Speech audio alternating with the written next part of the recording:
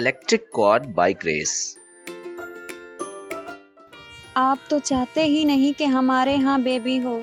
शादी को 3 साल होने को आए हैं मगर मेरी गोद उसी तरह खाली की खाली।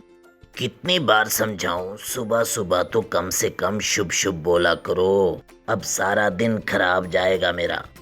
हाँ हाँ, मेरी वजह से ही आपका दिन खराब हो जाएगा। घर की लक्ष्मी की तो कोई कदर ही नहीं है। कभी सोचा मेरे बारे में कि दिन कैसे गुजरता होगा? अब मैं तुम्हारा सोचूं या लैब में प्रयोग करूं?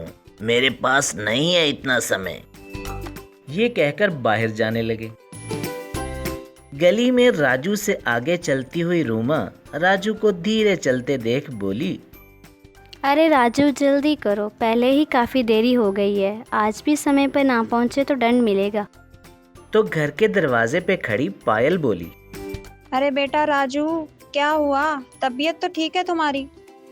तो राजू बोला, पायल दीदी, हमारा स्कूल बहुत दूर है, चलते चलते मेरे पैर दुख जाते हैं। तो वहीं खड़े रमेश बाबू बोले, बेटा राजू, अपने पिता से बोलकर स्कूल के लिए ऑटो लगवा लो। रमेश अंकल, हम बहुत गरीब हैं, ऑटो अफोर्ड नहीं कर सकते। अजी, आप तो लैब में रोज इतने प्रयोग करते हो, इन गरीब बच्चों के लिए क्या आप कुछ नहीं कर सकते? तो रमेश पायल की बात सुन के कुछ सोच में पड़ गया। फिर लैब में दिन रात मेहनत करके उसने एक इलेक्ट्रिक क्वाड बाइक बनाई। बाद में उन दोनों बच्चों को बुलाकर, बेटा राजू, अब से तुम्हें पैदल स्कूल जाने की जरूरत नहीं है। ये लो इलेक्ट्रिक क्वाड बाइक, अब तुम दोनों आराम से इस पे स्कूल जाया करोगे। इलेक्ट्रिक क्वाड बाइक को देख बच्चे रमेश को प्रणाम कर खुशी खुशी इलेक्ट्रिक क्वाड बाइक पे बैठ स्कूल जाने लगे। स्कूल में सभी बच्चे आश्चर्य से इलेक्ट्रिक क्वाड बाइक को देखने लगे।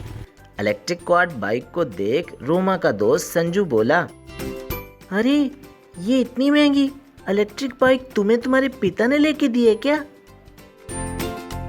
नहीं नहीं भैया, ये हमें वो लैब वाले रमेश बाबू है ना, उन्होंने बना कर दी है। तो अगले दिन बच्चे रमेश बाबू के घर आ पहुंचे। तो रमेश बाबू इतने सारे बच्चों को देखकर दंग रह गया। तो टिंकू बोला, रमेश बाबू, क्या आप हमारे लिए भी एक इलेक्ट्रिक क्वाड बाइक बना देंगे? तो रमेश बाबू टिंकू की मासूमियत को देखकर बोला, क्यों नहीं बेटा, बना तो मैं दूंगा, मगर इसमें समय और पैसे दोनों लगेंगे, जो कि मेरे पास अभी है नहीं। रमेश अंकल, हम सब भी राजू की तरह बहुत गरीब हैं और रोज स्कूल से देरी के कारण टीचर के डांट सुनते हैं। टिंकू की बात सुनकर पायल बोली, देखो ना, इतना मासूम सा बच्चा है, मुझसे तो इसका उदास चेहरा नहीं देखा जाता। अजी, आप तो साइंटिस्ट हो, जिस तरह आप जिंदा चीजों के क्लोन निकालते हो, क्या इलेक्ट्रिक क्वाड बाइक का क्लोन नहीं बना सकते? ये सुनकर रमेश बाबू बोले, अरे वाह, क्या गजब का आइडिया दिया है। हाँ, मैं ऐसा कर सकता हूँ, इससे समय भी बचेगा और पैसा भी। कुछ ही दिनों में रमेश बाबू ने बहुत सी इलेक्ट्रिक क्वाड बाइक्स तैयार कर ली। तो सभी बच्चे मजे से इलेक्ट्रिक क्वाड बाइक पे स्कूल आने जाने लगे। सभी बच्चों को मजे से स्कूल में आता देख मनोज, जो उस गांव के मुखिया जी का लड़का था, रमेश बाबू के घर पहुंचा और गरीब होने का नाटक करते हुए बोला, रमेश बाबू, क्या आप मुझे भी एक बाइक बना देंगे? मैं भी राजू और टिंकू की तरह बहुत गरीब हूँ। और रोने का नाटक करने लगा। मनोज को रोते देख रमेश बाबू तुरंत बोले, अरे बेटा रो नहीं, मैं तुम्हारे लिए भी इलेक्ट्रिक क्वाड बाइक तैयार कर दूंगा, पर मेरी एक शर्त है। शर्त ये है कि तुम्हें भी बाकी बच्चों की तरह मन लगाकर पढ़ाई करना होगी। केवल तभी तुम्हें इस इलेक्ट्रिक क्वाड बाइक का आनंद लेने दिया जाएगा। अगले दिन मनोज अपने इलेक्ट्रिक क्वाड बाइक पे स्कूल के बाहर आ खड़ा हुआ। जैसे ही टिंकू और उसके फ्रेंड्स वहां पहुंचे तो मनोज को इलेक्ट्रिक क्वाड बाइक पे देख बहुत खुश हुए। ये देखो, मेरे पास भी अब इलेक्ट्रिक क्वाड बाइक है। हा हा हा, अब तो बहुत मजा आएगा। चलो चलो रेस लगाते हैं। तो टिंकू बोला, और स्कूल का क्या? अगर देरी हो गई तो टीचर से दंड मिलेगा। अरे कुछ नहीं होता, मैंने तो वैसे भी इलेक्ट्रिक क्वाड बाइक मजे करने के लिए ली है। मनोज को यूं मजे में देख टिंकू और उसके फ्रेंड्स भी मनोज के साथ हो लिए। यूं रेस लगाते हुए एक दूसरे से आगे निकलने के चक्कर में मनोज इलेक्ट्रिक क्वाड बाइक को बहुत तेज चलाने लगा।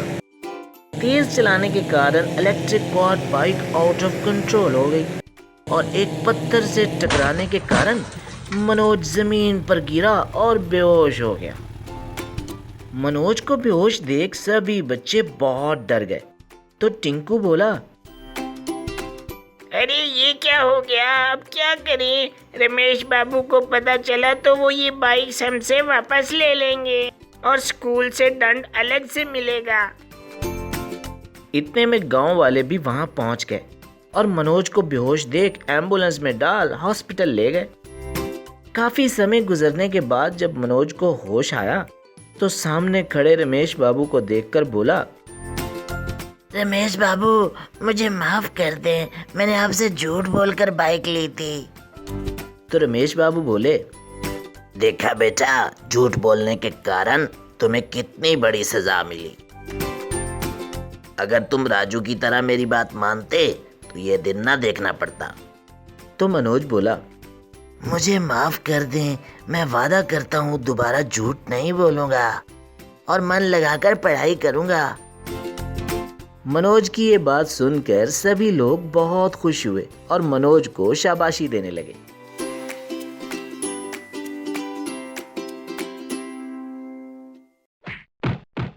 एटीएम चोर। हरिपुर नाम के गांव में नंदू नाम का एक चतुर चोर रहता था। वो गांव में छोटी मोटी चोरी करता ही रहता था। कभी किसी की मुर्गी चुरा ली तो कभी किसी की साइकिल चुरा कर बेच दी। गांव के सभी नागरिक बहुत ज्यादा चोरियां होने के कारण बहुत ही गंभीर समस्या में थे। इसी गांव में जेबी नाम के एक बैंक की नई एटीएम मशीन लगी थी, जिसके चलते सारे गांव वाले बहुत खुश थे। एक दिन गांव के बीचों बीच लगे बड़े पेड़ के नीचे गांव वाले बैठे बातें कर रहे थे। सरकार ने हमारे गांव में बैंक तो खोला ही था, अब एक एटीएम मशीन भी लगा दी। ये सुनकर पास खड़ा भोलेनाथ बोला, महाराज सुना है वो जादुई मशीन है और वो पैसे भी देती है। तो मुखिया जी भोलेनाथ की बात सुनकर हंस पड़े और बोले, भोलेनाथ तू तो है ही सदा का भोला, 4 जमातें पढ़ गया होता तो आज इतना भोला ना होता। ये सुनकर सभी लोग हंसने लगे। तो भोलेनाथ बोला, महाराज मैं सच कह रहा हूँ महाराज, बाबा हरिचंद की कसम। तो पास खड़ा हरिचंद एकदम चौंक कर बोला, चल बे कलमुख, मेरी कसम काहे को खा रहा है? मुझे भरी जवानी में मारेगा का? एक बार फिर सभी लोग हरिचंद की बात पे हंसने लगे। तो भोलेनाथ बोला, महाराज पूरे गांव में ना इस एटीएम के चर्चे हैं और कहते हैं कि इस मशीन के पेट में बहुत सारे पैसे हैं। हाँ भोलेनाथ, इसमें पैसे तो हैं, मगर सिर्फ एटीएम कार्ड डालने पर ही निकलते हैं। तो भोलेनाथ जो कि सदा का भोला था, सर को खुजाता ही रह गया। वहां खड़ा चतुर नंदू भी एटीएम मशीन के बारे में सुन रहा था। ये सब सुनते ही चतुर नंदू दिल ही दिल में, ले बेटा नंदू, भगवान की कृपा से अब तेरा बड़ा हाथ मारने का समय आ गया है। ये सोचकर चतुर नंदू वहां से चला गया और फेक एटीएम कार्ड का जुगाड़ करने लगा। अगले ही दिन चतुर नंदू जेब में फेक एटीएम कार्ड डाले बैंक के बाहर आ खड़ा हुआ और इंतजार करने लगा कि कब कोई अनजान व्यक्ति एटीएम से पैसे निकालने के लिए आए और वो उस पर हाथ साफ करे। इतने में एक बुढ़िया एटीएम कार्ड हाथ में लिए वहां आई और वहां खड़े नंदू से बोली, मेरे सपुत्र ने बाहर से इस मशीन में पैसे भेजे हैं। बेटा मुझे इस मशीन की जानकारी नहीं है। ये सुनते ही चतुर नंदू तुरंत बोला, अरे माता जी, ये एटीएम कार्ड आप मुझे दे दें, मैं अभी पैसे निकाल कर देता हूँ। भगवान तुम्हारा भला करे बेटा। और कार्ड नंदू को दे दिया तो चतुर नंदू कोई बात नहीं माता जी कहकर एटीएम कार्ड मशीन में डालने लगा।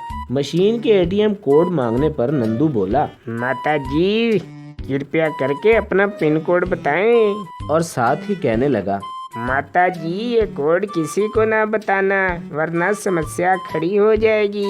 ए राम राम, मैं भला किसी को क्यों बताने लगी, कहकर नंदू को अपना पिन कोड बता दिया। नंदू जल्दी जल्दी पिन कोड लगाकर पैसे मशीन से निकालकर बुढ़िया को देने लगा। बुढ़िया के पैसे गिनते समय नंदू ने चालाकी से बुढ़िया का एटीएम कार्ड जेब में डाला और फेक एटीएम कार्ड निकालकर बुढ़िया को दे दिया। भगवान तुम्हारी रक्षा करे बेटा, तुमने बहुत ख्याल किया। ये कहकर चली गई। चतुर नंदू ने बुढ़िया के जाते ही मशीन में कार्ड डालकर और पिन कोड लगाकर बुढ़िया के सारे पैसे निकाल ली। पैसे जेब में डालकर नंदू फिर से एक साइड में खड़ा होकर दूसरे व्यक्ति का इंतजार करने लगा। इस तरह कुछ ही दिन में उसने बहुत से लोगों को ठगा और बहुत सा माल बना लिया। कुछ दिन बाद गांव के सभी व्यक्ति जिनको चतुर नंदू ने ठगा था अर्जी लेकर मुखिया जी के पास आए। सबकी अर्जी सुनने के बाद मुखिया जी ने गांव के थानेदार को बुलाया और सारा माजरा सुना डाला। थानेदार मूंछों को ताव देते हुए बोला, अरे भैंस की पूंछ, त्रिपाठी मिश्रा के इलाके में किसकी हिम्मत जो चिड़िया भी पर मार जावे। ई ससुरा हमारे नाक के नीचे से माल बना गया और हमको खबर ही नहीं। एक बार ससुरा हाथ में आने दो, चींटी की तरह ना मसल दिया तो त्रिपाठी मिश्रा नाम नहीं बचुआ। ये कहकर फिर से मूंछों को ताव देने लगा। उधर चतुर नंदू ने एटीएम मशीन ही चोरी करने का प्लान बना लिया। बस फिर क्या था, एक दिन चतुर नंदू वहां पहुंच गया और लगा एटीएम मशीन को खोलने। पास ही इंस्पेक्टर गांव के कुछ लोगों के साथ छुपकर बैठा सही समय का इंतजार कर रहा था। जैसे ही चतुर नंदू ने एटीएम मशीन का लॉक खोला तो इंस्पेक्टर और गांव के लोगों ने उसे धर लिया और खूब पिटाई की। नंदू को मार पड़ते देखकर इंस्पेक्टर बोला, भैंस की पूंछ, आज तो तू पकड़ा ही गया। चल बचुआ थाने, जरा तुझे ड्राइंग रूम की सैर कराऊं। ये कहकर चतुर नंदू को आगे लगाकर थाने की तरफ चल पड़ा।